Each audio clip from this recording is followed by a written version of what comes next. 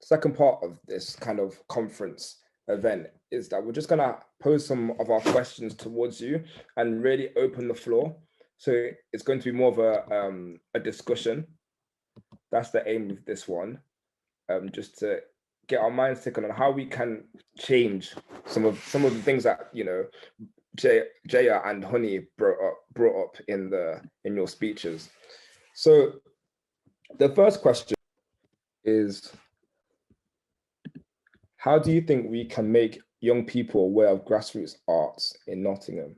So obviously, Nathaniel, you're not based in Nottingham, but it's great to have your perspective from Birmingham and go forward. So yeah, does anyone want to go in? And yeah, group discussion involves audience. So Ruben, our representing the audience, yeah, please join in with the conversation. You know, this it's not as formal now. It's more about me taking notes and Erin, you know, just hearing what you've got to say so that we can move forward. So yeah, first question, how do you think we can make young people more aware of grassroots art in Nottingham?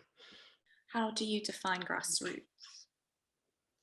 So just people that are starting up, not being paid, not being supported as of yet, and are trying to get themselves to that position. So, and also people that, you know, it's not a full-time thing. So for example, I consider myself grassroots because it's not full-time capoeira and you get paid here and there. So how do you make, so for someone like me, how would I make people more aware? I'd say like just give them directly the money. But loads of times, yeah, I work for quite a grassroots organization, I'd say, and like loads of times people will come to us as ideas people, like the council, they'll like host events to get your ideas, but they won't give you the money directly. They need to give more organizations the money directly and trust that they're going to do the work and that they know the community better.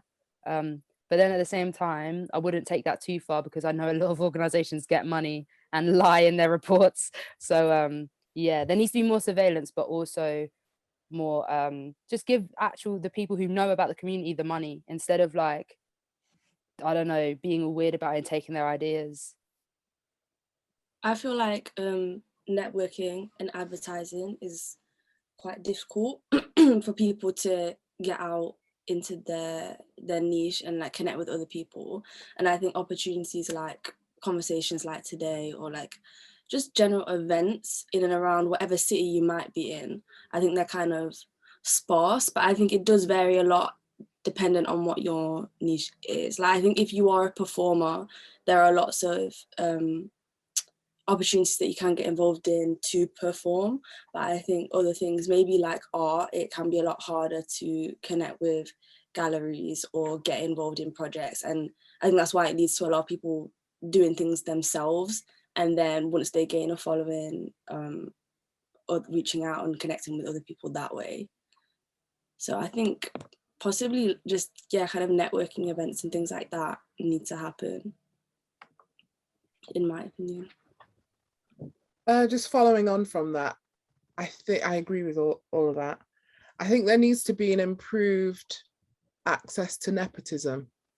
You know, most of these people in positions of power have had like lashings and lashings of nepotism, you know.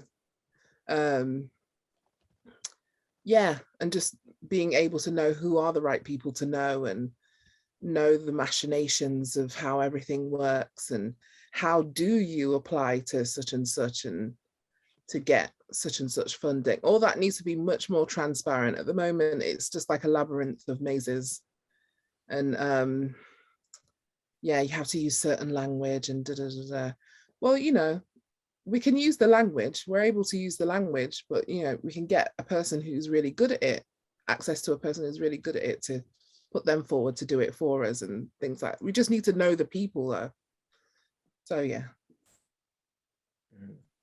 I think also it's about identifying the different spaces that you bring so much to, like, and just, you know, the opportunities for showcase are plentiful, but you're right, you have to know who to ask and how to ask.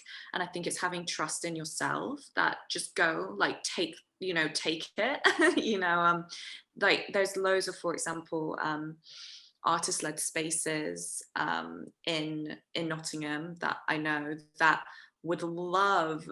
I mean, like I run one called Chaos Magic in Backlit Gallery, and I'm currently speaking to Qaa'sim about, you know, maybe doing a Capoeira performance. We don't have any money. We don't have any Arts Council funding at the moment. But yeah, I think but you know, I think there's so many opportunities to have that space for collaboration, but also taking that space and not, it's just really difficult, I think, is taking that space and not feeling like you're being taken advantage of or tokenized or that's taken from you. But if you want somewhere to show and be showcased and get people to know your work, go and demand space from these organizations, these small spaces, these artist-led organizations, demand that space and, you know, set those parameters yourselves. Great responses, everyone. So yeah, even if you want to build on what someone else has said, go ahead. Don't feel like you have to stick within the realm of the question. The questions are just prompts to get our conversation going about a specific thing. Not a specific thing, seeing what we can draw out from that conversation. But the next one is, what resources and support are you aware that you're currently aware of? I've really written that bad. Yeah, so what resources are currently available to young creatives that you guys are aware of? Can we start with Nathaniel? Get you to join into the convo. So yeah, so Nathaniel, kind of a better way to word this question is, a better way to word it would be, what have you used and what has been available to you that has enabled you to go to where you're going to? So obviously I don't know about knots like that, but in Birmingham, for me, there started to make lots of youth centers, especially in our area. It's not like the nicest of sides, but yeah, start to do like a lot of helping like young intervention and stuff for the young people.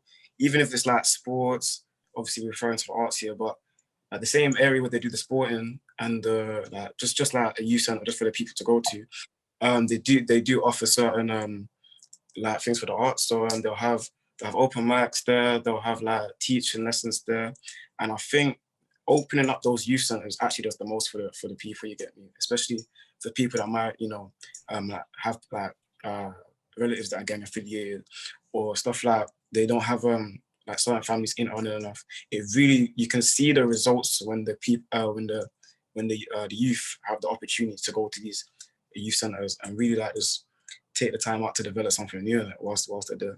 So yeah, I'd say youth centers it's a big resource, especially in my area. So yeah, that'll be my answer.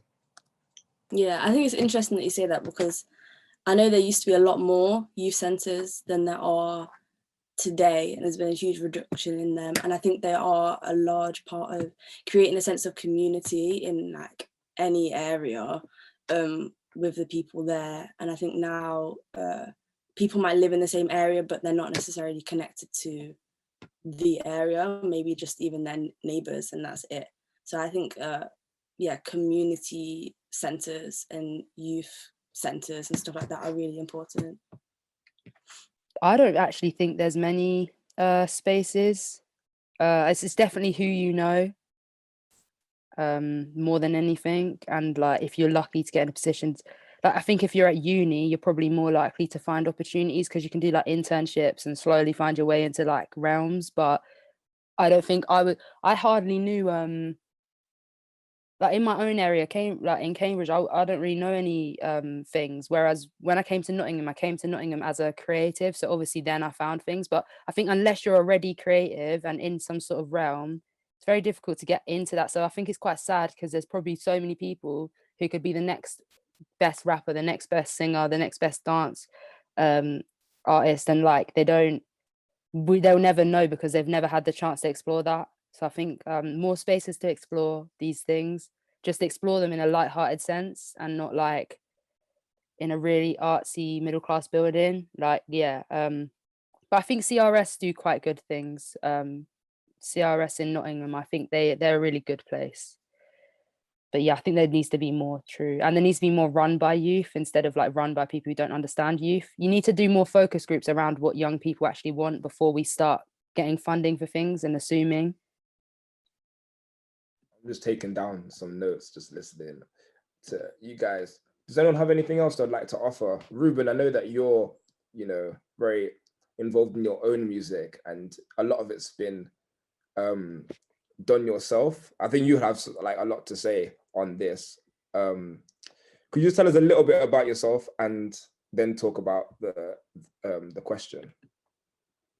I feel like I guess I have a similar response. First of all, actually, I just want to say thank you for having me here. It's been great to hear everybody else's, take on everything and everything like that. I feel definitely enlightened, and a lot of information has come from this. But coming back to the original question, I feel the same way. Like there's this one studio, I think in St. Anne's, which is free to use in Nottingham, and I have been to that once. And I do definitely think that's a very positive thing and stuff like that. But for me personally, in terms of resources, I feel like I'm very independent, and I've just been doing my own sort of thing. I've not really been to like any youth clubs or anything like that. So I guess I'm not the most well equipped to talk on that topic. But for me personally, as an introduction, I am a rapper from Nottingham. I've been making music for about 3 years now. I pretty much started producing first, because I've always loved music, but I was messing around with GarageBand, and I was like, okay, let me see if I can put some bars to this. And I think that's just how I evolved over time, starting with the SoundCloud era, just putting stuff out. And then now I've like figured out other stuff, going to Confetti and stuff, learning about the music industry, how to put your stuff out on Spotify, this and that and the other. And this year as well, one thing I was gonna ask everybody is just a general question, is like, has anybody struggled with any writer's block or anything like that? Because me personally, in the first quarter of like lockdown, I couldn't write anything. I was stuck. I was in the same four walls, and I just had like a lack of inspiration. But I guess in the second half, I figured out how to film my own music videos. I have a good friend who can edit and stuff like that. So for me personally, I think lockdown and this whole year has been a mix. It's been very positive, and it's also enabled me to reflect in that. So that's definitely one question I want to get people's takes on with the writer's block and stuff like that. But I guess also music wise, one big thing for me has been I've been working on this project, and I've been working on it since about November.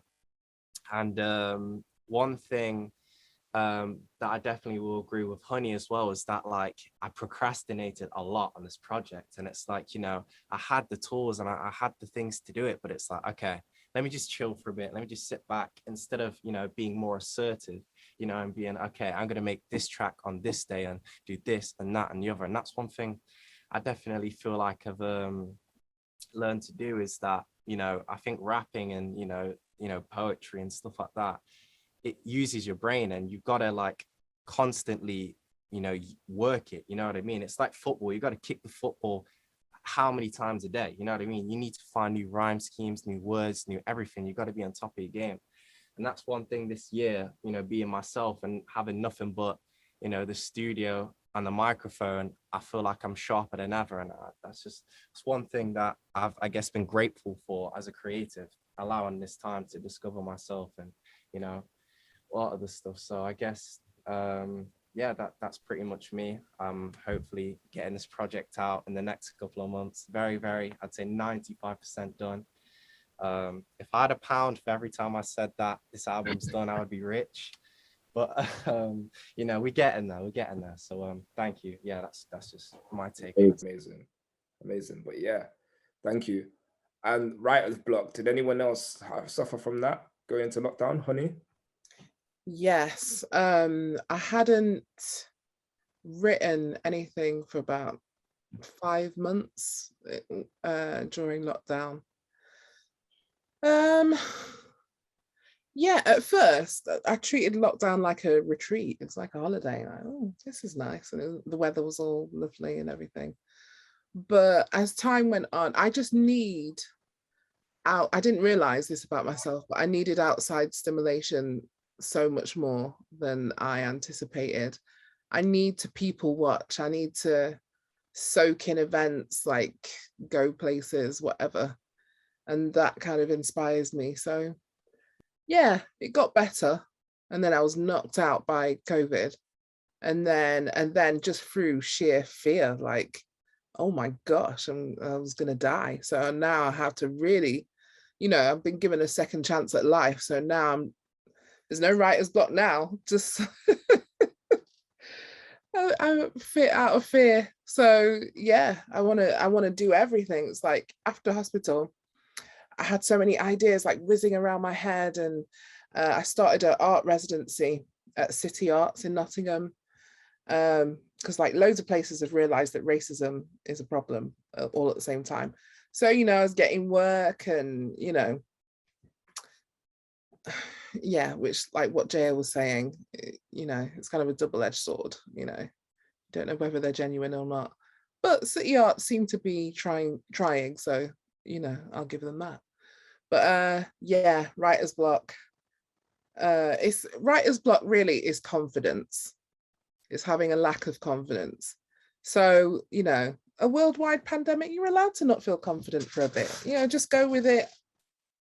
It's okay. You're going to have those times when you're not feeling like you're the ish, So I'll let you continue. Amazing stuff. Yeah, I know exactly what you mean. I'm not a writer, obviously, but the motivation for my capoeira kind of fluctuated a lot through the lockdown. There was a part where I started doing like 3 classes on the weekend. I did 2, one at the forest and one in Woodthorpe Park. And it was just free, just to get people to come along. And then towards the back end, I just kind of was like, can't be bothered anymore. Don't want to train. I don't want to do it for free anymore, but then also I don't want to do more stuff and get paid. I just didn't want to do anything. And I think the lockdown took away for me as a capoeira, that kind of space that I always associated capoeira with. And because I couldn't go there and do it, I just felt separated. But then, like I said, Ruben and Honey both say when you've come out of that and you've got over that bit, you realize how much you can do. And that's how I felt towards the end of it. I was like, you know what? Yeah, now that I've got out of this, I'm gonna start training here. I'm gonna message a master and just say, can I come and train with you? Can I do this? I'm gonna put myself in positions that I've never been in there before. And I think in your head, you think they're not going to reply. They don't want to get back to you. Who thinks they would want to train with you, blah, blah, blah. But the amount of people that got back and were like, yeah, sure, man, come along. You would never know unless you do it. So yeah, I think Ruben, that's a great point to bring up, was the writer's block. And it's definitely something I think we all can relate to. From that, I think it's so important to just like reach out to people that you admire, and never think, oh, they're not, I'm not good enough because you are. I guess it's also about not idolizing your idols, or like meet your idols or like thinking they're so amazing at the same time, because you're just as awesome. So like, yeah, reach out, gain that knowledge, kind of see how, because I think everyone wants to help others, everyone loves talking about themselves as well. So yeah, do reach out to anyone you admire. Yeah, I think I remember one time I was talking to my friend. She's trying to get into modeling, and she was finding Instagram a bit hard at the time, because obviously there's a lot of like Instagram models and all of this stuff, and like it can be quite demotivating, especially because it's like with social media, like you're seeing a highlight reel and you're seeing people put out their content, you're not seeing them put out their processes, you're seeing like the final production and stuff. And I just remember saying to her, don't aspire to be like people, be inspired by people. And I remember her saying that like that was really helpful for her, and she like ended up unfollowing a lot of people, and just it kind of reshaped her view on like the way she was working on herself and like what she was trying to do. And rather than like getting so involved in like what other people are doing and like what they're up to, or trying to replicate things, to rather than aspiring to be like that or do what they did, to be inspired by it and see if there's elements she could take, put her own twist on it, and yeah, and I guess feel more comfortable to reach out to them, because it's not like, I guess less fan behavior in a way, and more like, oh, let's connect because you're really cool and like because I admire you, and not because I'm trying to be you. We could be something really cool like in a collaboration together if we did something like that. So yeah, it just reminded me of that when you were speaking, Ling. In terms of resources, I just wanted to share a couple of like one fund that I came across recently called the Grand Plan. I don't know if anyone's come across that before. It's called the Grand Plan Fund, and they're basically a new charity offering 3 £1,000 grants a month for people of colour based in the UK for like any creative project, whether that's like music or performance or art or photography. So there's lots of things like this. It's just about finding where to, and actually like writing applications can be so exhausting. Arts Council is the main one, which whatever kind of creative field you're in, you can apply, and they're actually, I think, preferring non-visual arts at the moment because of, you know, post-COVID. But it is like an 80-page situation, and it's really difficult and really complicated. But there are smaller open calls that you can apply for, and one of the ways to kind of get in the loop with it, there's a really good e-newsletter that sends a newsletter direct to your emails called Arts Admin e-Digest, and they show like open call opportunities, funding grants, that sort of thing. So I'd really recommend jobs. I'd recommend saying that is all arts. So Arts Admin are mainly like live arts and performance. So take a look at that. And in terms of like writing applications, again, that's another way to reach out to someone you admire. So I think if you have like a specific question in mind or a specific project in mind that you could use their advice on, that's a good conversation starter to kind of raise with someone. So, I also want to say that with Nottingham Contemporary, if any of you need support writing applications like this, just send me an email or another member of staff. I think we'd be happy to help support that. So yeah, just demand more, I think, as well. But yeah, sign up for that newsletter and check out the Grand Plan. They seem to be doing really awesome work. Amazing, amazing.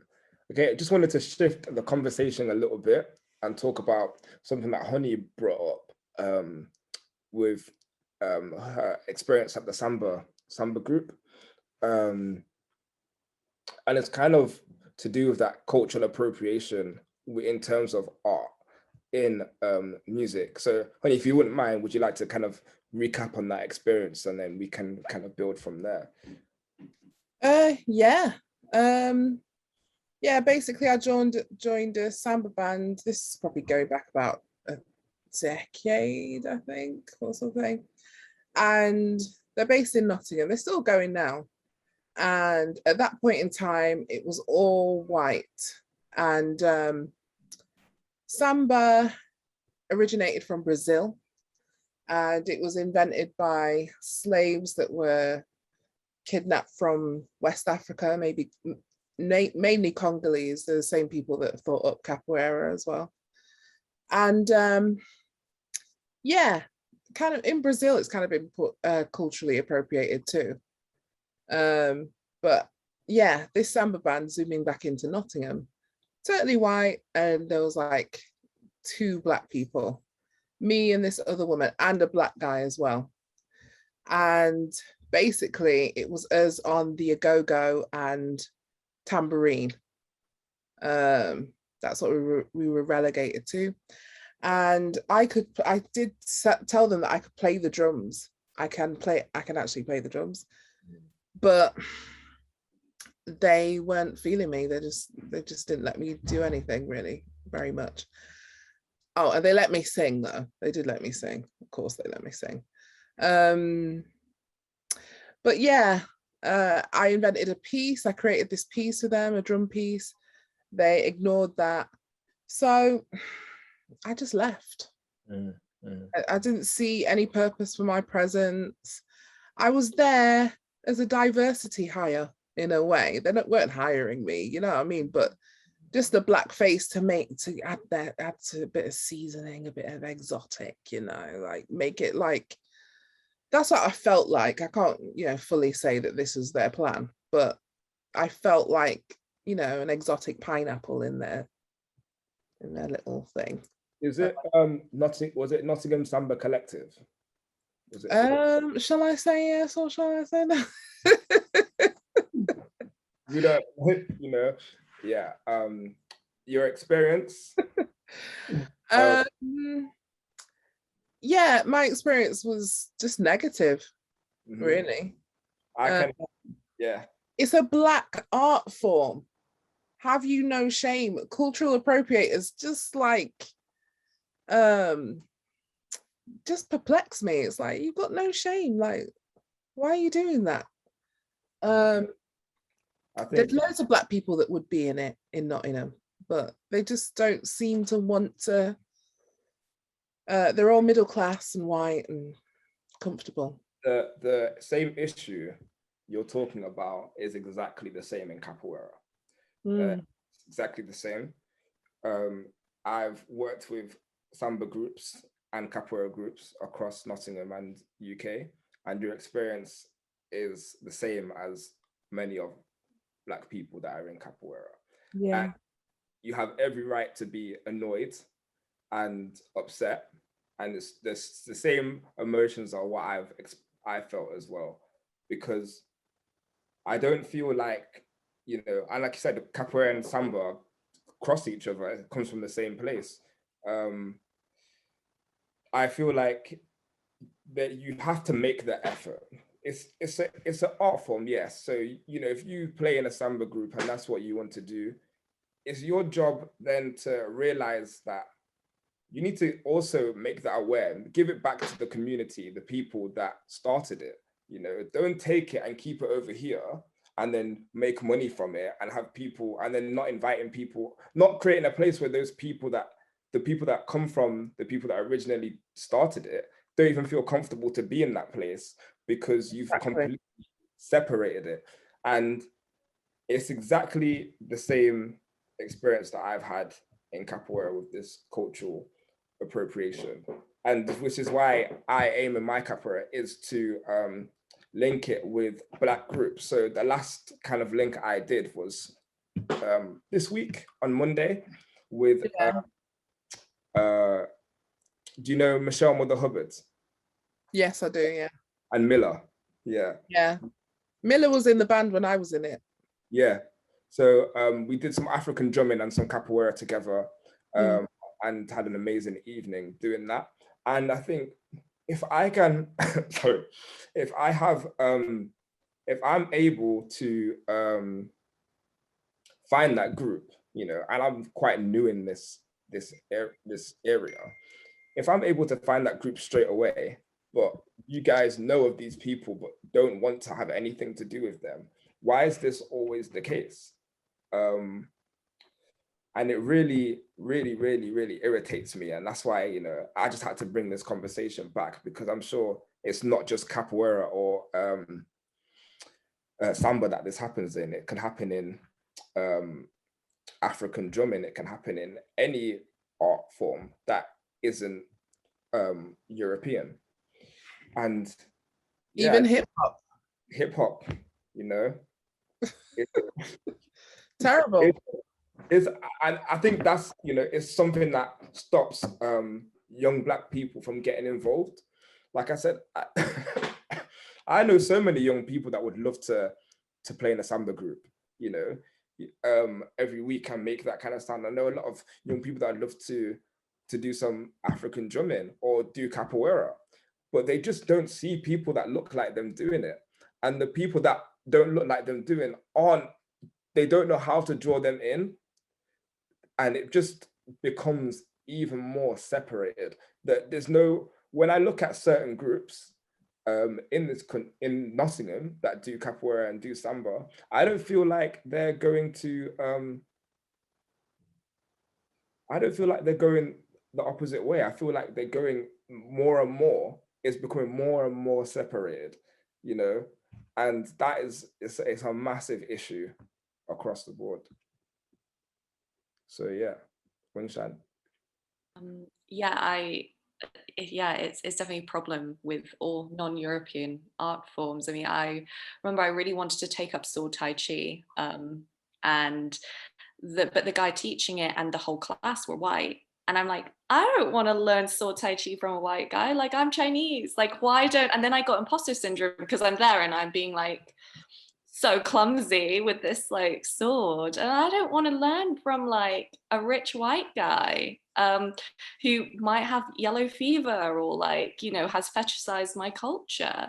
But then I would never get to a point where I can teach other Chinese people how to do this like ancient crafts. I'm like, how do you begin to address this, and how do you begin having conversations with those with power, or do you just kind of drop it and leave?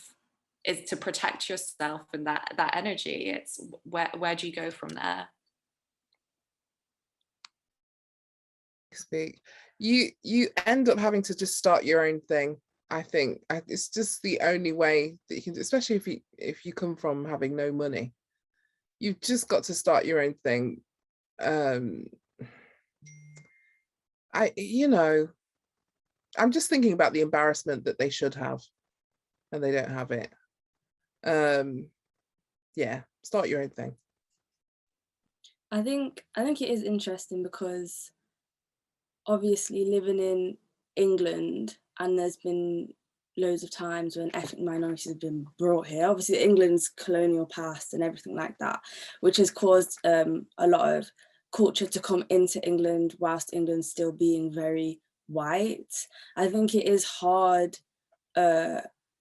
for it not to be swamped by white people, even if the interest is genuine. Sometimes I think it is hard for that to happen, but it is, I guess, about keeping things close to the origin community and making sure that it is passed down and that keeping people interested, basically. But I wouldn't say that everyone, in my personal opinion, that everyone like is appropriating. I think there are a lot of people that appreciate culture and can get interested in it too. I was doing taekwondo for quite a while. I haven't done it for a while now, but that class was quite large and mainly everyone there was white. Obviously I have no East Asian roots or anything at all, and I was doing taekwondo myself. The teacher was actually black though, which I thought was interesting, and it was quite nice for me to see for myself a bit of representation, because there were no other black students in the class apart from one woman that joined at the end. She was Kenyan, and everyone else there was white. There were a few Korean children who went there and stuff as well, but I think, yeah, just living in England with the way the ethnic ratios are, it is bound to happen where even when like events that come from a certain culture are ran in England, you will get a lot of white people that come there for the interest or for the appreciation, but it will just, or even if it's negative, it will just inevitably attract them as well. So I think it is something to really like evaluate your expectations around and think about how you can like navigate it to feel best comfortable or to attract the right audience you want to, or I guess just to get the closest result that you would like, as much as you are likely to attract people that you might not prefer as well. Yeah, I see your point. Sorry. I was just going to say that with I think you've kind of brought up a bigger point, which is with certain martial arts. I found this with a lot of martial arts, is that we've been able just to ignore the cultural side of martial arts. We've, you know, you can do taekwondo and come back out of a taekwondo class, do it for a long time and not really feel like, oh yeah, this is a Korean thing. It's just the art of taekwondo. And obviously, like I said, I don't do taekwondo, I don't do karate or kung fu or you know, any other types of martial art. I only do capoeira. But I feel like with capoeira, the culture is so integrated with. It is. No, capoeira is. Well, it is also with taekwondo, and it is about like retaining that and making sure that even if white people or people who aren't of the original where it originated from, that they are educated around it, and that it's not just pick and choose around that art form or whatever it is, and that they're not just picking the interesting bit, and that it isn't all encompassing, like. But I think that's where that's how you stop that from happening, is when you, so for example, the first time ever, and I've been with capoeira for a long time, which is my own place, the first time we'd ever been and performed at a Brazilian festival was a couple of weeks ago. Yeah, and, I mean, that's a shame. Yeah, and I can tell you the difference between being there and performing, I don't know, at Hockley Hustle, right? Yeah.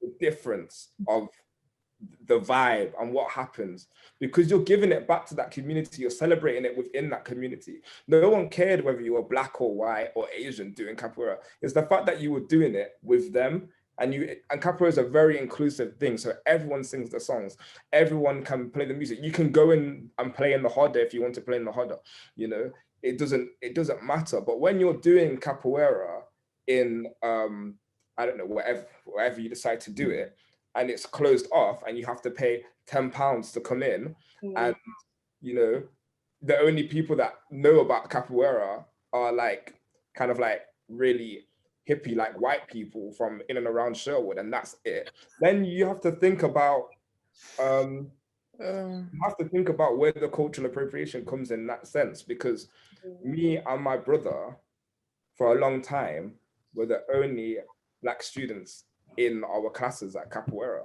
you know, and being from the Caribbean, we have our roots kind of, you know, you don't really know exactly where you come from, because you've got a lot of different mix. I'm from like different islands. I'm not just from Jamaica. I'm Jamaican, Tahitian, Curacao. So we have a lot of mixes of the diaspora, and I can relate to capoeira on that level, because I know that that's what happens when you get put in that kind of position. From my cultural ancestry, think art forms like capoeira come out and I can connect with it on that level. But then I look around and I'm like, you guys don't have that understanding. You know, I'm not, I think I'm like, some things, I don't know if it's Brazilian, but it's Portuguese. But I'm not Brazilian in that sense, but this is a similar story that I can connect to. The whole story of capoeira is a very, very similar story. And you guys are not appreciating that, because in capoeira, we don't even talk about it that much. We don't talk about, you know, you kind of like, if you were to ask some people like capoeira, what is it? It's like, oh, it's like, kind of like, I don't know, like the slaves did it or something like that. And, you know, that's kind of a response you will get from, not all of them, a lot of them that have been doing it for a long time, no, but people that have been maybe doing it for a year or two, that's just like, yeah, just like the slaves did it. But yeah, and why do you do it? Oh, it's just fun, you know, and they don't learn about that bit. Honey, yeah, please. I think when it comes to Black people, I think maybe general people of color, maybe, but I think we need to be better at owning our own things and passing on a legacy. Because, you know, as a people, it's quite generalistic to say, we have been quite open with everything, and yeah, everybody can do hip hop, everybody can blah, blah, blah. I'm not saying people can't participate in these things, but I can go to, say, Nigeria and do ballet, hypothetically, right, if I wanted to. but I wouldn't own ballet. Do you know what I mean? I don't have to own it when I go there. And that's kind of the equivalent, kind of, I think. Might have mangled that up. But they don't have to own these things. We need to get better at saying this is a Black art form. Just, it is. There's no question about these things. Or Asian art form. Look at yoga. Look what's happened to yoga. That is nuts that has been allowed to happen. That's disgusting. Yeah, yoga originated in Egypt and got taken to India, and then it's like Karen owned now, you know. So it's Lululemon and all that, Fabletics. It's just I think we as people of color need to be better at safeguarding our art forms almost, and then the colonizers you know, need to learn the history, get better at, you know, knowing that you're a guest in hip hop, knowing that you're a guest in jazz, you're a guest in capoeira, you're a guest in taekwondo, yoga, what, and not have to own it. That's a symptomatic of white supremacy, that you feel like you have to come into something and totally strip it of all cultural references to make you feel nice and comfortable, make you feel comfy, and then the people that it originates from are feeling uncomfy in these spaces. That is, this beer yoga is the worst. Oh no, is that a thing? Yeah, it's awful. It's so, and because like obviously in a lot of areas in South Asia, like alcohol is not a cool thing. It's just atrocious. The levels of disrespect. But I think it's absolutely that thing where it's like, you are a guest in this house and you are a guest in my house, and you will, you know, the door is open. So the door is open, but you are a guest. I think the voguing community do it quite well. Yeah, now. Like at every, like I've been in a couple of voguing workshops, and at the beginning of every single session, there is a kind of preface of what it is and the history and that. But then I guess quite interesting, because like voguing, that there's so much hierarchy anyway, so it's quite easier to state those boundaries and to, but I don't know, I wonder whether there is that, maybe it is better to have a thing where it's like, look, at the beginning of every session of learning, like this is the context, and the context is just as important as the act, the technique, the skill. But then does that just bring like a whole nother level of labor onto the shoulders of Black people and people of color to have to educate, when it's like, no, I want to just be teaching this dance, so I just want to be teaching this skill. I shouldn't have to educate you at the beginning of every set. Well, I don't know. Both things are right. Both of the things that you said are right. It would be good if we did that, but it shouldn't have to be our responsibility. Yeah. I think my thing is just do it in an environment, and make you should really aim to make that environment attractive for those people. So if it's capoeira, so for example, one of the most embarrassing things happened to me. I was performing at this Brazilian festival. I was singing all the songs in Portuguese, blah, blah, blah, this and that. Someone comes up to me and they start speaking to me in Portuguese, asking about capoeira, like where can I start training, blah, blah, blah. My Portuguese is from, I would say like 100% being fluent and 0% being not knowing a word. I'm at like 2% with Portuguese. So when someone talks to me, I'm like, I don't know what you're saying. And I was just in that moment, I just felt like, yes, obviously I'm a Black person doing capoeira, and that is why those people came up to me. They didn't go to the teachers first, they came up to me, although I do teach, but I'm not like the main teacher.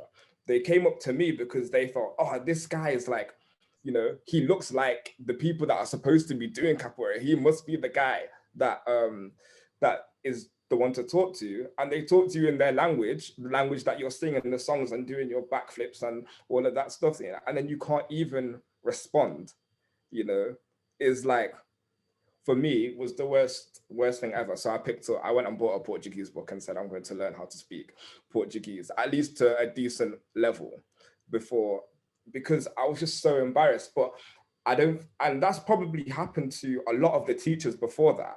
And it doesn't faze them. They're just like, oh yeah, like, so what? Like, I'm not in Brazil, I'm not in Portugal, I'm not in Angola. Why would I need to at least be able to communicate in this language? Not black as well. And Yeah, not black. and you're not part of the diaspora, you know.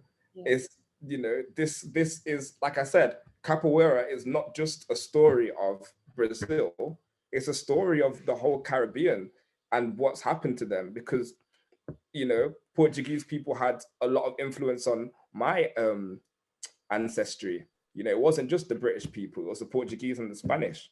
And I understand that story from like an emotional level of what's happening in capoeira, and these guys they just don't really care, and that's a massive issue that, you know, we should. Yeah, honey, I'm so glad you brought it up, talking about the samba, because I really do understand what you mean. It's incredible that you did that, but I think there's also so much guilt about being part of any diaspora, of like not knowing your mother tongue and that being ripped out of you. And there's so much guilt with that. Like I have that. I've always struggled, and I think like it is that like when I was a kid, when people are kids, you're like that colonized mindset, right? Where it's like you distance yourself from that culture, and then it's heartbreaking further down the line. But it's incredible that, like, I guess it's, you know, with Portuguese, it's kind of a little bit more of a distance, but also like it's so tied to your identity as an artist. And that, I think that's really beautiful. And like, yeah, well done for doing that. And yeah, you're right. I think more people should, when that is such a key part of their identity. Definitely. But remember that this is no diss, because, you know, it's fantastic to learn any language, but remember that the Portuguese are like the British, they're other colonizers too. Yeah, I was gonna say it was a good point that you brought up. I learned Portuguese because, you know, the African language there has slipped away as well. So that's why. So everything in capoeira is in Portuguese. Because that's where it comes from, and that's the main reason I want to learn it. But it's a fun, you know, it's such a good point. You know, my grandma said the same thing to me when I was learning Portuguese. She said, "Why would you want to learn that language?" I said, "You know, grandma, it is the language of capoeira." But I think it's even bringing it up to having all your classes in English is the same. It's a similar kind of thing. You know, I've trained capoeira here, and I've trained in Manchester with a Brazilian teacher. And the classes 70% in Portuguese, and it's a completely different experience. I feel like I'm actually learning capoeira properly, you know. So yeah, that's just a great thing. We went all over the place, but that was the point of these questions. I think we're coming up to 2:30, which was the kind of time I was talking to Wing Shan to kind of try and end this. So does anyone else have anything they would like to add, just, you know, spontaneously, before about anything we spoke about today, really, the whole about today, about anything to do with their art? Yeah, Ruben, come in, bro. Let me unmute you. Yeah, I just wanted to add as well about the whole social media aspect of things. And I think with, you know, this year, you know, being isolated and at home a lot as well, I feel like I've learned a lot, and I feel like social media is definitely a double-edged sword, because I think the point was brought up that you know, one of your friends wanted to be a model, was it? Yeah, they're getting into modeling. Yeah. So, and like you're saying that you only see highlights, you know, of people's life in social media and stuff like that, and I kind of came to the, you know, conclusion in myself that I feel like it's very much like a double-edged sword and a weapon, you know, like where it's like, you know, you can put out the stuff that you want, you can it's great, you know, you can market, you know, you can talk to new people, you can communicate. However, you know, that same sword that you shine can cut you, because you can be that person that's always feeding into these things like, oh, this and that and the other, or I don't feel like enough, or, you know, these are the things that people are posting, you know, and it can really get into that mind state. And I feel like, you know, when I was obviously at home and stuff, I kind of just went to realize, I was like, well, you know, we're all at home and we're all doing, you know, in the same boat right now. So it's really like, you know, nobody's ahead of anybody. And it's, you know, like I think as an artist as well, you only let people hear and see what you want them to have, you know what I mean? So I feel like with my social media, I've just completely cut off any personal, emotional, like things like that. It's only my music that you'll hear from me, and information and stuff like that. So that's just one thing I wanted to add about social media that I felt like I've learned this year, you know. Yeah, I think with social media as well, as much as you can say that it's everyone else's highlight reel, it can be your own as well. And I think that can even become, like with the whole double-edged sword thing, become an issue for yourself, because then if you start putting out a certain theme or quality of whatever it could be on the internet or on your page, then you start to set your own expectations for yourself. And then I think that's when it can become hard not wanting to share things, even if you might be enjoying whatever it is behind the scenes or when you did it, not wanting to share it because then it doesn't fit in with whatever else you've already posted on there. So it's funny how it can come back around to you as well, as like as much as you can say about everyone else, you can then like put the same expectations and stuff on yourself. So yeah, it's also like that. What you were saying earlier, Ruben, was that the writer's block at the beginning of the pandemic, and there's just so much pressure because of social media to produce and produce and produce and produce. And, you know, there's so many things that we do as creatives. I mean, for me, creativity and art is about connection and experience and giving someone an experience. And, you know, there are things that are part of that. I've started seeing everything I do as a practice, whether and not really like specifically one, because I like doing lots of different things, like so many people here.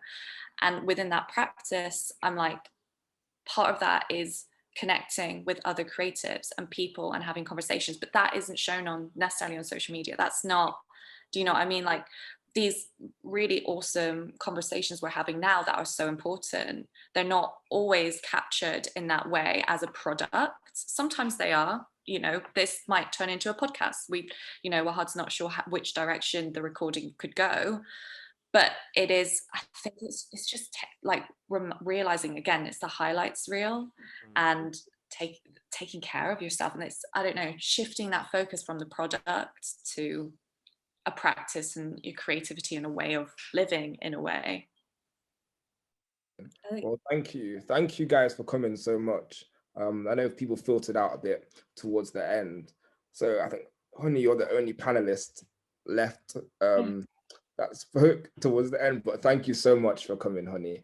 Right. So insightful. Everything that you said is amazing, and yeah, just towards the back end as well, what you gave us was just brilliant. So thank you so much. Thank you, Wingshan, as well, for organizing all the things behind the scenes. It's been amazing. And Erin too has done amazing work, helping me, and you know, me and her working together to sort this out has been amazing. And Ruben as well, our representing the audience, absolutely amazing. So thank you so much for coming, everyone. I think we can leave the meeting here.